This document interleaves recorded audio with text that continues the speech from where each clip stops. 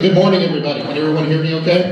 All right. Okay. I'm here before our distinguished speakers here to speak to give you an important message.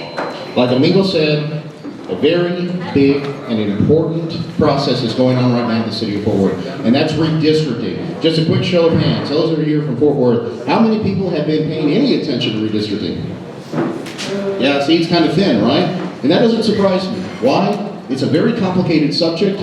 The discussions are long, the processes seem to grow on and on and on, but it's very important. Why? Because it affects representation for different communities for a decade at a time. Back in 2015, when I served on the Charter Review Committee, it was decided then that we were going to wait for the 2020 census data to base redistricting decisions on. That way, it makes it legally defensible. Whatever maps are drawn, how the boundaries for each council district are determined are based on that data. And what did the 2020 census data tell us basically?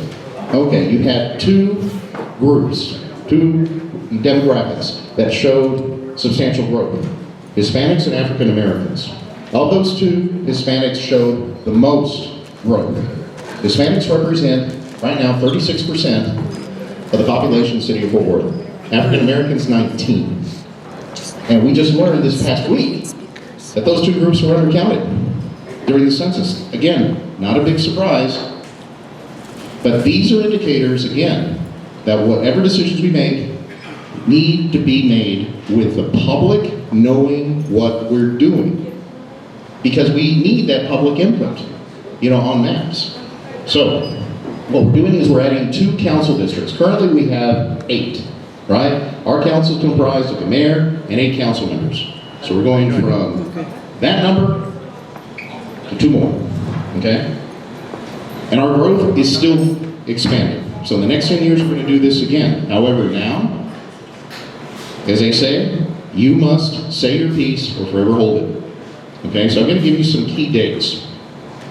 The next time, come around, March 22nd, is a council meeting. At 6 p.m., there's a public input part of our meeting, where that's what we hear. People sign up. You can sign up online. You can go to the city secretary's office and sign up. You don't have to be there in person. You can call in too, and we'll listen to the phone call at the council meeting. You can go to the city website, and I'm going to hand out these papers here that have all the information that I'm speaking of right now, including the website, where to go at the city, so you can see what maps are being considered, okay? Look at them. Try to understand them. And if you can't, there's a phone number there to call. Or you can call me, and I'll be happy to explain what we're doing, what we're discussing, etc. Now, this is at City Hall, downtown, 200 Texas Street. That's where we meet, again, March 22nd at 6 p.m. Now, keep in mind these 3 key points, all right? Again, the Hispanic population of Fort Worth has grown. It's over 35%, as I said earlier. So what does that mean? Of these 2 opportunity districts that were drawn, because of what the numbers tell us, you have to have a second Hispanic opportunity district with at least 60% population. District 2 has the highest concentration of Hispanics in all the city. It's approximately at 87%.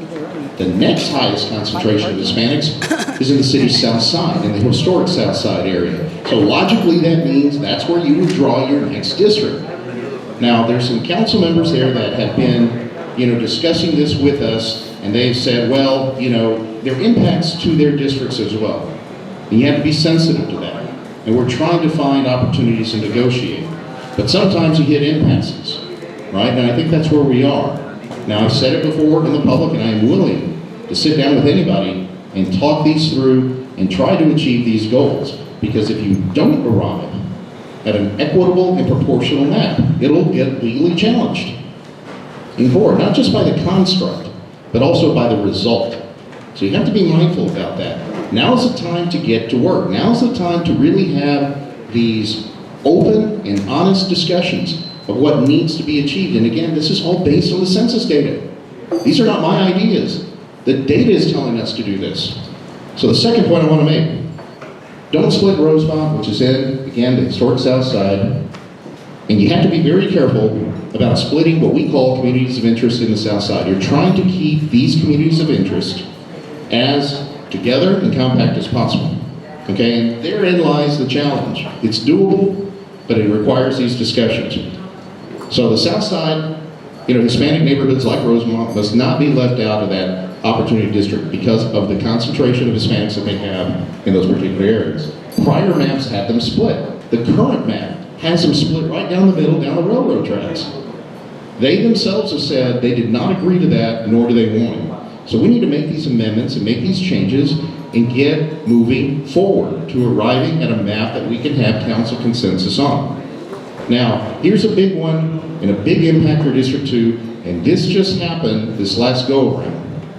And this is something that is, to me, very disarming, very startling, and for me, it's a non-starter.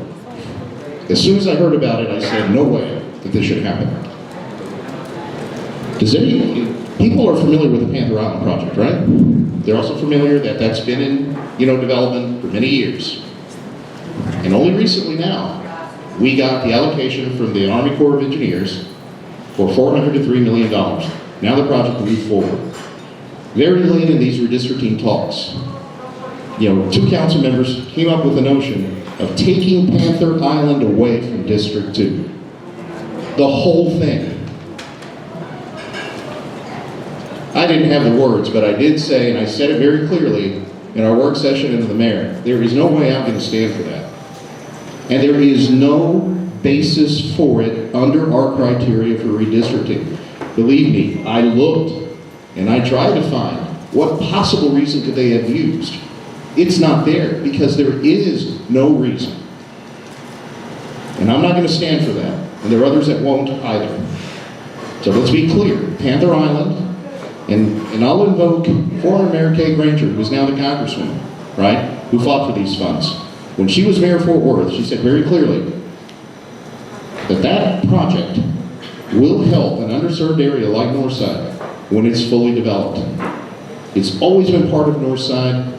Northsiders deserve to have it because we have put in a lot of time and effort, patiently waiting, for its time to come so that it can benefit our community and the entire city. But to take it away from District 2, absolutely can't support that at all, and nor should you.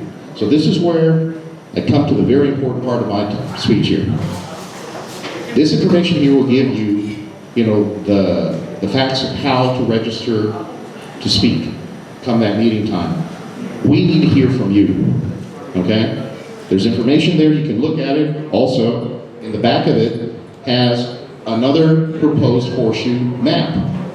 It's meant to show you that these are drawable to reach a consensus. It doesn't have to be just what's on the city website. It doesn't have to be just because council members want to finish it up and move on. Look, we have a lot of business to take care of, but this comes first. I'm willing to commit every minute that I need to get this done, but we got to get it done right. And I need you. Write in, phone in, show up to council. Keep in mind, look at the census numbers. It has to be proportional and equitable representation. And Hispanics, at the percentages they are now, must have that second opportunity district. So that's it. And it can't be a weak one. One thing you have to look for is Hispanic voting age population, okay? Anything that hovers about 50, no. Mid-50s, still weak. Why? Keep in mind, our population has a large component that is undocumented. They don't vote. They can't vote.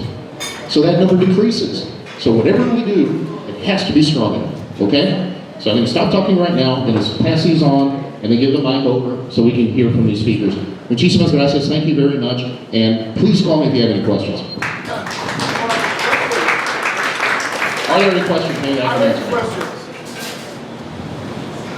Have you actually talked to anyone who worked for the census? I was on the city's census committee as a co-chair. I also worked for the census. Yes, and to answer your question, yes, many times.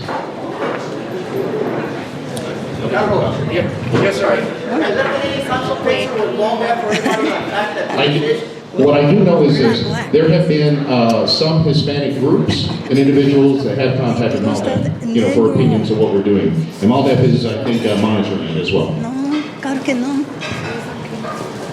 All right, for those of you here in Fort Worth, you need to sign up and speak. I'm on the Dallas Redistricting Commission, and again, we hear from people, but we rarely hear from Latinos or Latinas.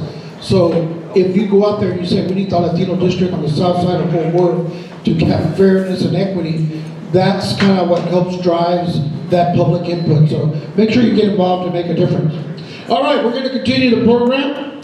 How many of y'all voted in the Democratic primary? Okay. How many of you voted in the Republican primary? Okay. All right. Not a very bipartisan group. All right. But for those of you, we have one of the candidates who won the Texas State House District 92 primary is Salman Bajani. He was born in Pakistan, came to this country as an immigrant, learning the American dream, became a naturalized citizen. He has a BS in Business Administration from the University of Texas in Dallas. He owns his own convenience stores, and he went to and got a law degree from SMU. He is now the Democratic nominee for State Representative for Texas House District 92 in Tarrant County. Let's give a big round to Salman. Buenos días. Can I sit here so that way I'm not having my back? Buenos días, everybody. Mi nombre es Salman Bojani. Good morning, everybody. My name is Salman Bojani. I stand here before you humbled to be the Democratic nominee for Texas House District 92. Really blessed to have that support. Thank you so much. Yes, absolutely. You can clap for that. And it is because of all of you and the hard work that has really paid off for us as well. For those of you who voted in the Democratic primary, thank you. For those of you who encourage people to vote in the Democratic primary, thank you very much. I'll quickly tell you about my district. I'll tell you a little about myself, our campaign, and I'll end with what are the next steps for us. So we won in a very 33% Hispanic community, right? And that's why I'm here today, not just to tell you about myself, but also to thank you for voting, because it's really, really important. 33% Hispanic community, but unfortunately the numbers were really, really low in the Hispanic community. So we really need to turn them out. I call them the sleeping giant in Texas. There's a huge, huge number out there that we have not been able to tap into. And if we can do that, we can help up and down the ballot, and that's what we'll be doing in our campaign. So the district is a newly formed district, 92. It is formed to be a Democratic district. It's a 20+% D district. It has Arlington, East Arlington, Grand Prairie, the Grand Prairie part of that is in Tarrant County, Hearst, Euless, and Bedford, and a small sliver of Fort Worth that connects to the DFW airport. So that's what the district looks like. I'll tell you a little about myself. So I was, as Representative Garcia said, I was an immigrant. So I came to America. I was born in Pakistan and came to America when I was 19 years old. And as a young adult, I worked at gas stations, mopping floors, cleaning restrooms, and stocking shelves for $6 an hour. And as you can imagine, you can't make a good, decent living wage at $6 an hour and put food on the table. But as an immigrant, there's no other option for you, right? You have to work hard to provide for the family, to put food on the table and raise your kids here. And so that's what I did with a smile. I worked my way up to be a cashier, then became a manager of that same gas station and bought my first business in 2003 in Arlington. And I was really blessed to be contributing back to the economy, creating jobs, and having that in my community. But then I wanted to raise the bar. As immigrants, we feel like, our kids look up to us and say, okay, whatever we do, they should surpass us, right? So I felt, okay, I need to do something more. So I went to SMU Law School. I put myself through law school in the evening program. In the morning, I went to my businesses from 6 a.m. to 5 p.m. in a gas station. And then from 6 p.m. to 10 p.m. at night, I went to SMU Law School. And so it was really, really tough 4 years of my life, but again, hard work pays off. I became an attorney in 2013, worked at a phenomenal law firm called Haynes & Boone in Dallas, and then started my own practice in 2015. But not until 2016, when we elected our former president, did I get politically active. And I'll admit to you, I was the same kind of people that were trying to get out to vote. I was one of those. And I didn't have any time for politics because I was really working hard. But then 2016 happened and I was trying to explain to my kids how this person that preys on the divisiveness of American society will lead a great nation. And my kids were sad, I was sad, my whole family was sad, and we're like, what do we do now, right? We really need to engage ourselves because we cannot sit on the sidelines and complain about what just happened. We need to change what just happened. So that's why I ran for Euless City Council in 2018 and received a lot of hateful speech for being a Muslim, for being an immigrant. And my own state representative at the time, who actually sat in 92, his name was Jonathan Stickland. He attacked me for being Muslim and for being an immigrant. But we beat his hand-picked candidate. Okay, sorry. We beat his hand-picked candidate. We knocked on 5,000 doors, made 10,000 phone calls, and brought 1,000 first-time voters out of the polls to make history by being the first minority ever elected to the Euless City Council. Thank you. That was a big achievement, especially in Tarrant County, in a very conservative part of the area, but it was a minority-majority city. There are more Hispanic community members, African American community members, but it took a coalition of all of them to make history in Euless. And then in 2020, I was elected as a mayor pro tem for the city of Euless, and what's interesting about that is that in a 7 city council member board, I was the only Democrat and the only minority on city council. My colleagues who are all Republican, they elected me as a mayor pro tem for the city of Euless, right? That meant a lot that I was able to work across the aisle and make sure that we can pass legislation for the city of Euless. And so really blessed to have that. And then I felt that the Euless is doing great. Austin is where we need help, right? Austin is where we need diversity, more representation.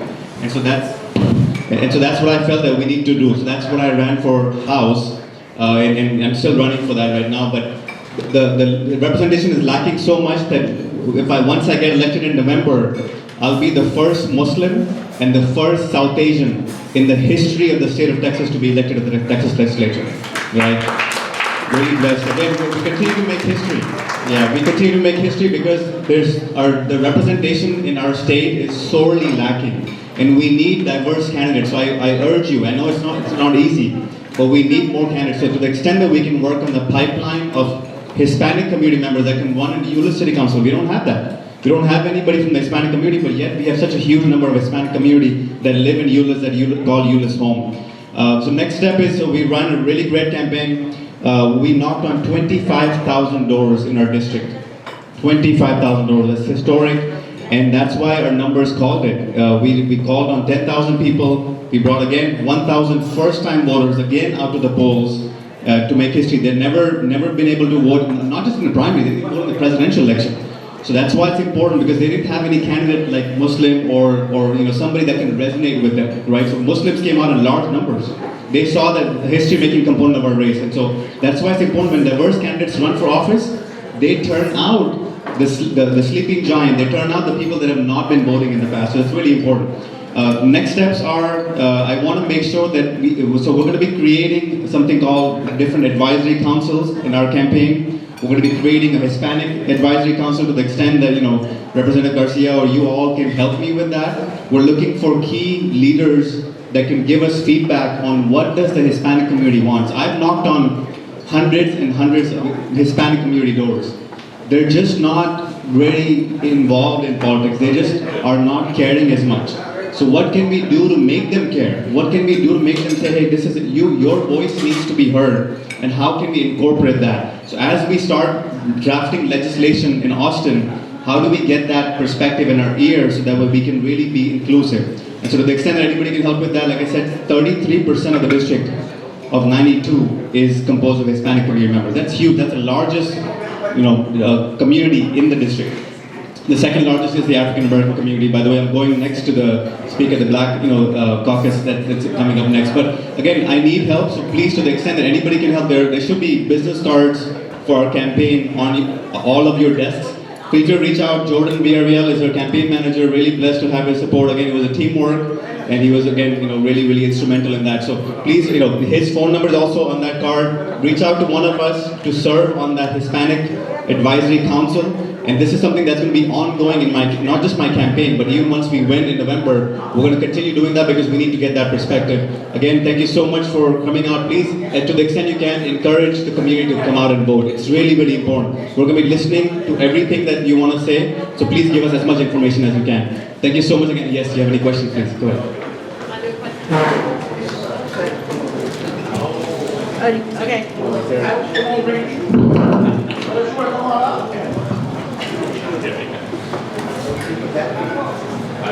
Good morning. Good morning. So you're running to represent my beloved East Arlington.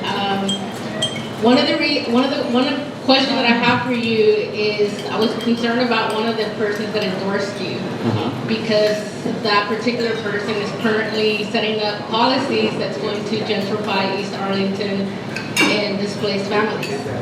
How are you going to make decisions that are truly for the community and not for the establishment or for the government that's creating policies that are not going to really be good for our community? That's a great question, and I think we have talked about it before, but I'll say that to everybody as well.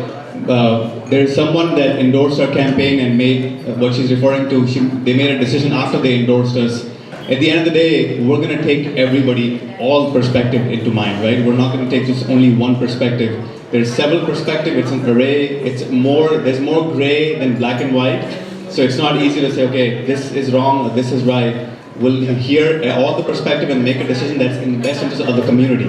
And that's exactly why I'm doing that, by having a Hispanic Advisory Council that will give me ideas and feedback from the community that matter to them the most, right? And then my suggestion to you is make sure that these advisory councils are really representative of those communities and not just members of this current establishment, because we really need people that are on the ground and know what this community needs. Absolutely, that's why I'm here, right? I think this is part of not just the establishment, but the Hispanic community leaders and people. So absolutely, we'll take Representative Garcia's information, also here into play as well. There's a lot of folks in Arlington, for sure. All right, any other questions? All right, thank you very much. Thank you. Muchas gracias.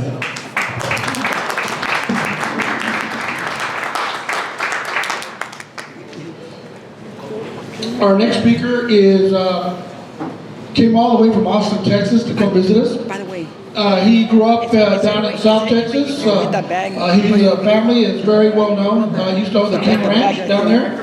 And he's worked with the Texas, he's been the associate director for Texas Parks and Wildlife Department Foundation. He's working as on running for Texas Land Commission. And he is right now, you're in a runoff at this point, right? So he's in a runoff, and the runoff is in May of this year. So I'd like to give a big hand to Jay Kleberg, who is running for Texas Land Commissioner, coming in from Austin, Texas. I was rushing. Thank you. Cuando me dijeron que tenía chorizo Yeah, you didn't y menudo, really hang out with me. I said, ya me voy. So thank you for having me here. It was an easy choice to be here in Tarrant County. My name's Jay Kleberg, and I'm a Democrat running to be your next Texas Land Commissioner. Okay. Because I believe that everything that we all love about this state I'm on, yeah. is at risk. We are fighting for the very soul and the direction of this state. I need something to drink. Not just in this election cycle or the next election cycle, but for the next 100 years. And the General Land Office has the opportunity to lead us in the future. And those who have held this office for the last 20 years have overlooked the warning signs.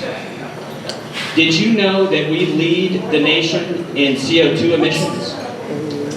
That we lead the nation in billion-dollar natural disasters? That we will see a doubling of 100-degree days in the next 25 years, and that we are 45th in public education. That those who have held this office for the last 20 years, going back to, if you can believe this, Lieutenant Governor Dewhurst was a land commissioner. Jerry Patterson was a land commissioner. I'm waiting on them. George P. Bush is running for Attorney General. This is an open seat. Those who have held this office have politicized it and mismanaged it. Housing and Urban Development declared that the General Land Office in declining $1.3 billion in natural disaster relief funds, the General Land Office violated the Civil Rights Act. You have got to be doing something very wrong to violate the Civil Rights Act with billions of dollars in natural disaster relief funds that come through the General Land Office that are the responsibility of the Texas Land Commission. Gonna make it? The General Land Office oversees 9 Texas Veterans Homes. You have one of the newest Texas Veterans Homes here in Tarrant County. Those Veterans Homes during the pandemic had double the death rate of any long-term care facility in the state. We lost more than 100 Texas veterans under our watch. We have seen the systematic underfunding of the Permanent School Fund. The General Land Office was set up in 1836 for the very sole purpose of setting aside public lands to fund our public schools. That was it. 1836, that was what it was supposed to do. In 2018 alone, because of underfunding, our public schools received $800 million less than they should have because the General Land Office and Land Commissioner have consistently underfunded the Permanent School Fund. This is a $1 billion a year agency. It is generating $1 billion a year on 13 million acres of your public lands for the benefit of K-12 education. But the General Land Office can lead the way. We can fully fund our K-12 education. This is a $50 billion endowment that the General Land Office provides funding to. We can ensure that we are winterizing the energy infrastructure that is on those public lands. If the governor and the railroad commissioner and railroad commission will not winterize our energy infrastructure, then the Texas Land Commissioner will do it himself. We have the ability to do that. We have the ability to not only ensure that the veterans that we have in our homes are staying alive, but that also through the Veterans Land Board program, which provides low interest loans for land acquisition and for homes and home improvements, that the 1.4 million veterans that we have in the state of Texas know that they have those benefits available to them. And I know that we can do this because the state of Texas decided a number of years ago that we were going to lead in energy production. We're number 1 in energy production in the United States. We're number 1 in wind energy. We're number 2 in solar. And I know that with proper leadership at the Land Commission, that we can lead the nation in a low-emission future. And that those who are most impacted, who can least afford the impacts not just of climate change, but of the next natural disaster, a hurricane. We've had 4 500-year hurricanes in the last 6 years. Those who can least afford the impacts of the next natural disaster require someone who understands that we have got to invest in resiliency, and the $14 billion that is backlogged in housing and urban development funds, $14 billion in natural disaster relief funds that come through the General Land Office, that communities in the state of Texas are owed, that we invest those dollars in those communities because those individuals and those neighborhoods and those communities, they don't have the option of moving. They have got to be prepared for the future, and we can do that. And we can lift those communities up, and that is what I would do day one. I've spent the last 20 years in land management, natural resource conservation work. I'm an environmental advocate and an educator. I'm an entrepreneur. As he said, I grew up on a ranch, and I understand that we have the ability to lead in the future, but we have to have leadership at the state level that is willing to admit that we are not prepared for the future, and that if we do not lead, that we will fall behind, and those communities that have failed to come along with us will continue to stay behind. I'm asking for your vote. We have a runoff right now. I have been endorsed by the Tejano Dems. I've been endorsed by Congresswoman Escobar and DC and Silvia Garcia, Congressman Filemon Vela in the Valley, and Vicente Gonzalez, and 23 other elected officials. Every single major newspaper in the state of Texas endorsed me, and it's not because of anything else other than the fact that I know what I am doing and I will do this job and I'm prepared for it. And I'm asking you all to come out.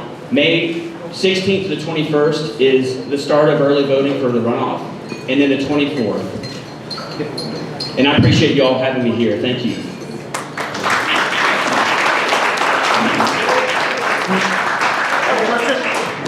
Two questions. Jay, thank you for coming in to our Chorizo and Menudo here in Fort Worth. My question is that if we're going to win, we have to be effective. We have to have the resources, the money that it would take to run effective campaigns. Can you talk to what you've been able to do in fundraising, and also what your family might be committed to? I mean, there's very few people in this state whose family last name is on accounting in this state. So, what is your family prepared to do to ensure that we might win across the board in Texas this year? Well, I appreciate that. So first of all, and I don't like to talk about the money unless it's in the right perspective, and you put it in the right perspective. To run a statewide race in a low information office, I guarantee you that none of you knew any of the things that I just told you about the General Land Office, or that it even existed. Maybe some. I don't mean to, but most people when I travel the state, they don't know what the General Land Office does. They don't know who I am. And so it takes resources, both financial, but also human and a broad coalition, to make people aware that this is a job. That you have got, these are, 83% of this office is in federal funding. 83% of its budget is in federal disaster relief funds. You get a presidentially declared disaster here in Tarrant County, tornado, wildfire, storm, whatever it is, you're going to be looking to the General Land Office to provide those funds. We raised $950,000 in a race that last cycle raised $100,000 in the entire election. The rest of our opponents raised between 70, that was the second most, and then 2,000 and 2,000. Because it is going to take resources, it's going to take, the reason that I talk about the endorsements is not because I'm bragging. This is going to take a heavy lift. A Democrat has not held this office since Gary Morrow in the late 1990s, who has endorsed me and is on our steering committee. It's going to take financial resources. And then secondly, we were talking about being humble. And my family has a long history of land management. I think not in election cycles, but in generations. And so that is the power that I think I bring to the table. And that with that name and resources, and frankly the network, and my own resources, but we've raised money from more than 700 people around the state, and we're going to continue to do that. That is the kind of backing, and I think that is the value of that name, is in what it represents. That I care about the dirt, I care about the people of Texas, and that I'm not worried about the next election cycle, that I really do care about investing in the next 50 to 100 years in the state of Texas, because we've lost the last 20 years in doing that. Yes, sir. Well, Mr. Clayburgh, with that name, I'm assuming you're from the Kingsville area. That's right. Very well known. Yes.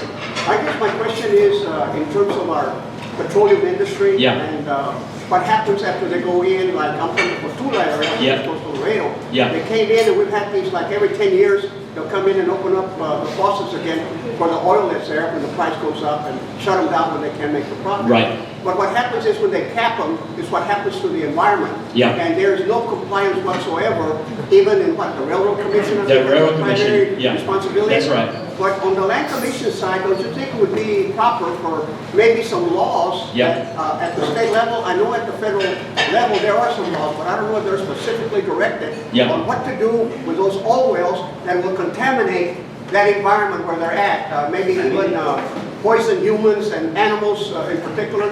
Absolutely. And destroys our environment. That's right. What's your response? Yes, and the question is about the oil and gas industry, about responsible practices, about abandoned disposal wells, and what that does to the environment. The regulations, as you mentioned, are primarily the responsibility of the Railroad Commission. However, we have what's called a standard lease, and a standard lease determines what an oil and gas producer can do on public lands.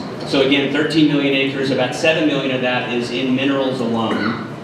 And the standard lease that we could write would say that we have to make sure that the oil and gas producer is capping flaring. If y'all have driven anywhere in Texas and you've driven at night and you've seen flares and thought, what in the hell is going on? I feel like I'm in a post-apocalyptic world. Well, they're flaring. That we would make sure that we cap flaring, we cap venting, and we recycle and reuse water. Every barrel of oil that comes out of the ground comes with 3 barrels of produced water, and it takes a barrel of fresh water to produce it. But we have the technology to ensure that what's coming out of the ground we just put back in, and so that we're working more efficiently and better for the environment, and that we write into those leases that those disposal wells, where we have that responsibility, that they are capped and that we have some measures in place, and work with the Railroad Commission to ensure that, to the degree, and I know that it's very difficult, especially in West Texas, if you've seen the articles with Texas Monthly and all these orphan wells, with disposal water, that it's very difficult to ensure that those are capped and they stay essentially where they're supposed to be. But as an environmentalist, having managed land for Parks and Wildlife and ensuring to the degree that we can that we're protecting our environment, trust me, I will do everything in my power to do that. Thanks. Yeah. Yes, sir. If elected, your predecessor ran into a lot of problems with how he dealt with the Alamo. Yeah. Do you have any comments as to what, how you would have dealt with that, and what your proposals might be to deal with that, or do you want to stay after? Yeah. So I think one of the errors that the General Land Office made was they came in with $300 million and attempted to drive the process for the master plan. Rather than what's happened now is you've got an advisory, citizens advisory commission that it consists of both county delegates and city delegates and community delegates that say this is how we should be telling the story. The cenotaph was a huge piece of that controversy. That has been settled, so it's not moving. And again, this was something that was built in the Reconstruction era, not in 1840. So one of the things that I've talked about is I want to make sure that the story that is told there is reflective of the diversity of this state. And that what happened there is not just about 1836, it's the thousands of years beforehand. And it also is modern history. In 1960, the first lunch counter in San Antonio, in the state of Texas, to be desegregated, was in the Woolworth building across the street. And that the story that we are telling there is a celebration of our independence and our liberty and our diversity in the state of Texas. And that is my commitment. And I know that we can do that.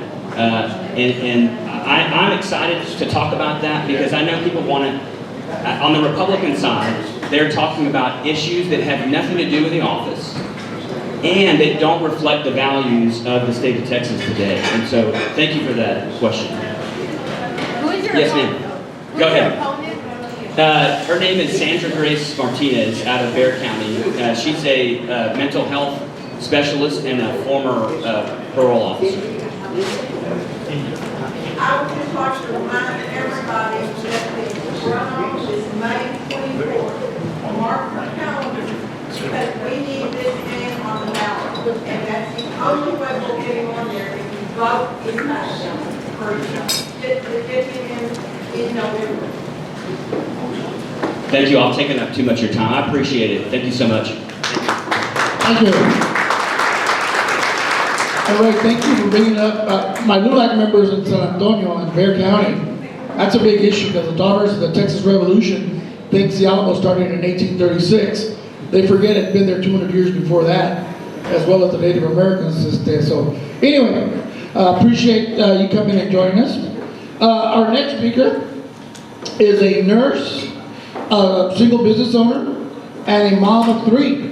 She is running for Fort Worth Council District 4, which covers the Golden Triangle and the north side. Let's give a big hand to Tara Wilson. Buenos días, Chorizo Menudo. So, my name is Tara Maldonado Wilson. I was married to a gringo once upon a time. I've been happily divorced for some time now, but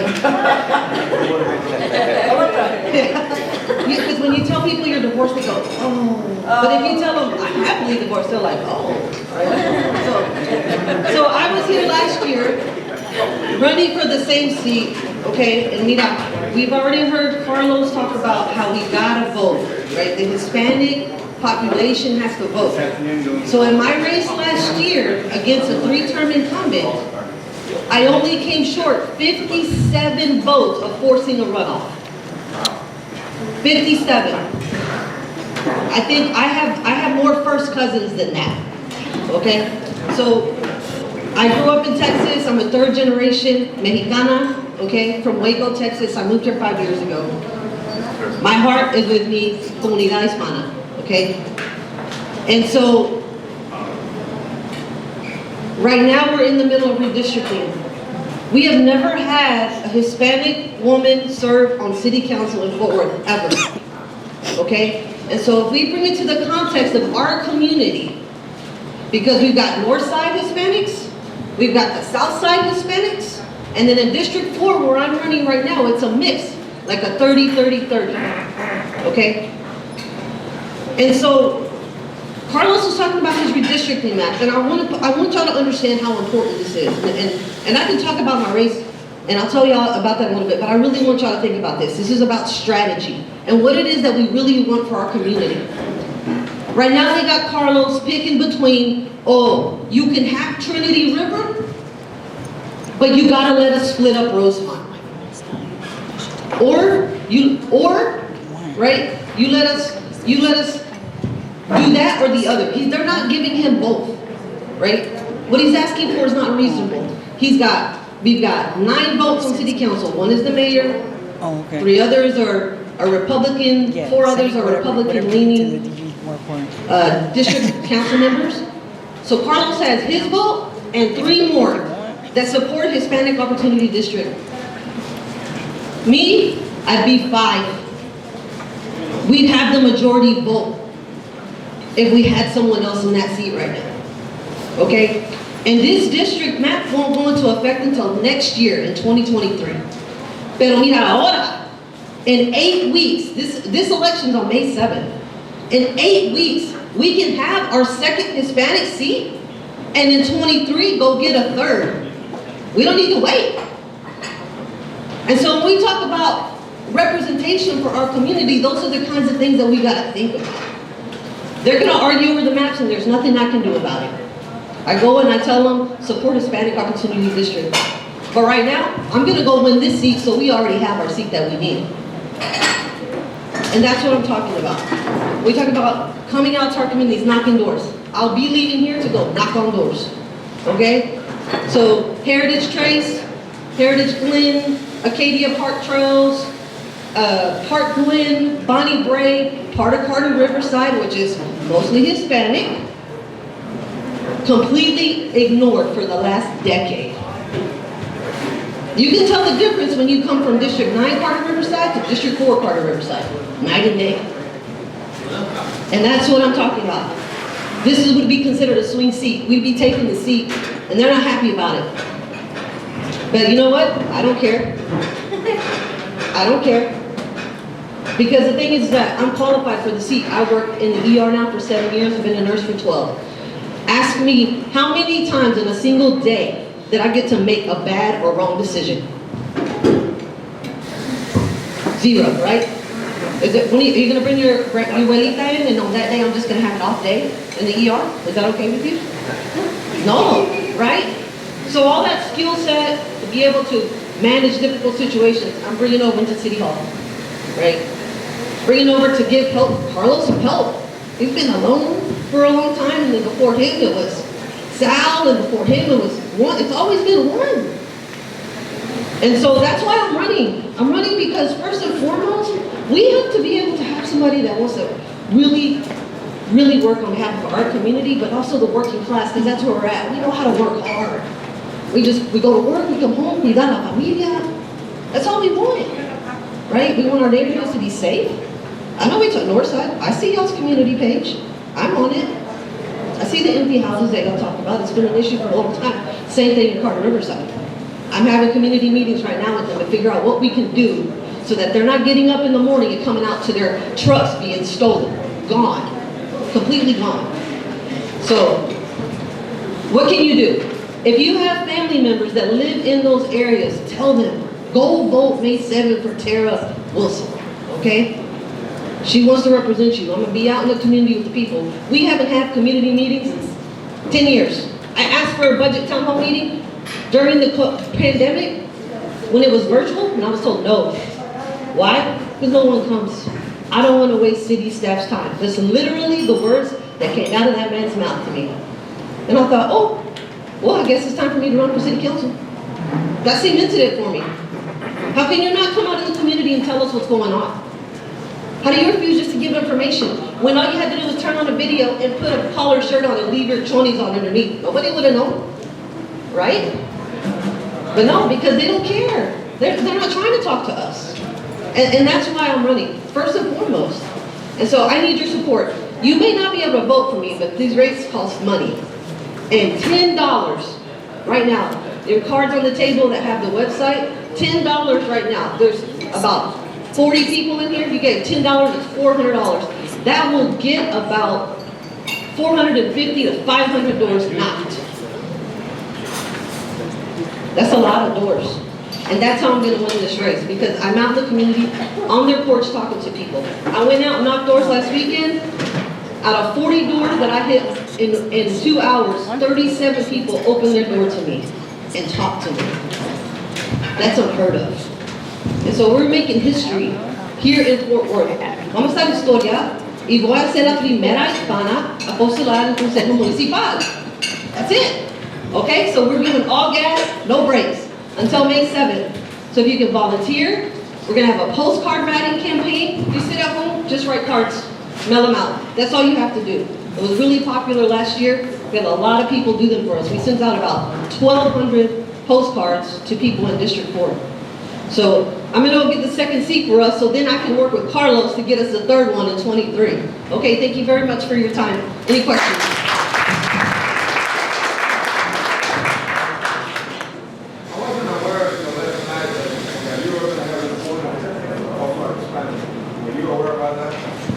She was aware I was running. My understanding is that Teresa Hernandez is going to be running again from that. She's a Republican. She told me last night that she was going to run. Yeah, she's also a Republican. I'm the only Democrat in this race. Well, I mean, it is a city council election, so there's no party here. But I'm glad that you're a Democrat, because I'm a Democrat. I just wanted you to know there is an opponent to support my vote. Yeah, I'm aware, but listen, when you're running a race, you run to the finish line. You don't look to the right or to the left. You focus on your campaign, what you're doing, and make sure that you execute your plan. And that's what we're going to do. Yeah. I was only 57 votes short. Believe me, I'm going to go get them. She is a LULAC member and she's running. Yeah, I know. Thank you. I appreciate it. Now you can in Spanish, because the people doesn't know who you are, okay? And the people doesn't know what do you want. You want to vote, but you know for nothing. No, sí te entiendo, pero mira. Mira, eso es, digo, porque hoy, en mis kids todavía no finish, okay, because the people doesn't know how to vote with the mail, because the people, wow, it's a lot of trouble, oh, but no, okay? because they don't know who you are. See, they don't know the people. You know, I get a lot of people. You know, I get a lot of vote. People know. Everybody knows me over here. See, but now it's gone. You know what I mean? So they're being printed in Spanish right now. They just weren't ready in time for this morning. So they're there. They exist. Sí, está bien, sí. Está en español también, pero no. Mira, escúchame por favor. Okay.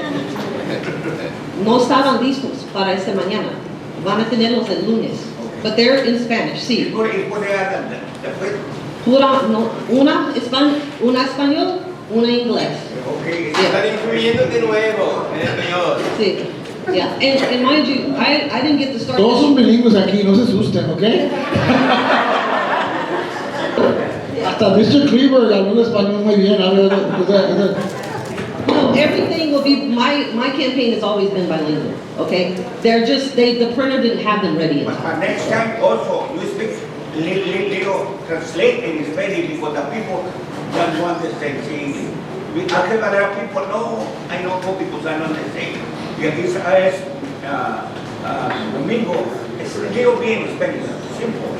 Sí, it's not much. Sí, te entiendo, pero mira, let me respectfully say to you that you didn't say that to the last two candidates that were just standing up here. Okay? And this is my problem. This is our problem.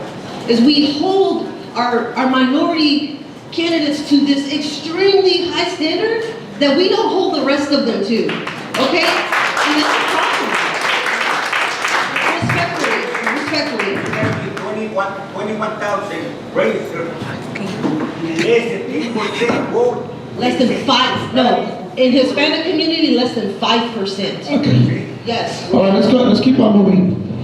Any other questions? I just have a comment. I have a comment over here. Thank you. Gracias. Échale ganas. Okay, our next speaker is running for Tarrant County Commissioner District 2. She is a former reporter, former director for the 911 in Tarrant County, and now she wants to be your county commissioner here in District 2. Alicia Simmons, come on up. More.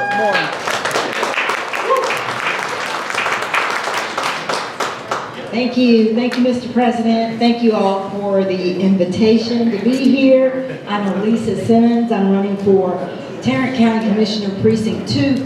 Precinct 2 covers Mansfield, Arlington, Kennedale, Dalworthington Gardens, Pantego, and a portion of Grand Prairie. So, if you live there or know people that live there, tell them about my candidacy. I did have a Democratic primary. I'm so glad that part is over. So I have to move on and run against the Republican. This seat just kind of came open when the sitting county commissioner, Devin Allen, announced the end of November that she would not be seeking re-election. So I decided to step up and run for this seat. I have been a county public administrator for 18 years. Like Domingo said, I worked with the Tarrant County 911 district for 18 years, and prior to that, I worked for Arlington 911 for 3.5 years. So I've been in public safety communications over 22 years. I know this county pretty intimately, from Westworth Village to Halton City to wherever. So I feel like, well, let me add this other bit of experience. I am also, for the past 10 years, I've been the NAACP president in Arlington. I have learned a tremendous amount in that role. I have done a tremendous amount of work, advocacy work, activism work, and I'm also first vice president of the Texas NAACP.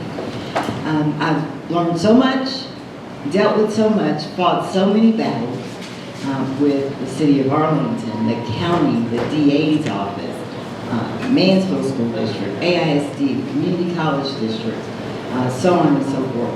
I am uniquely positioned for this seat. I believe it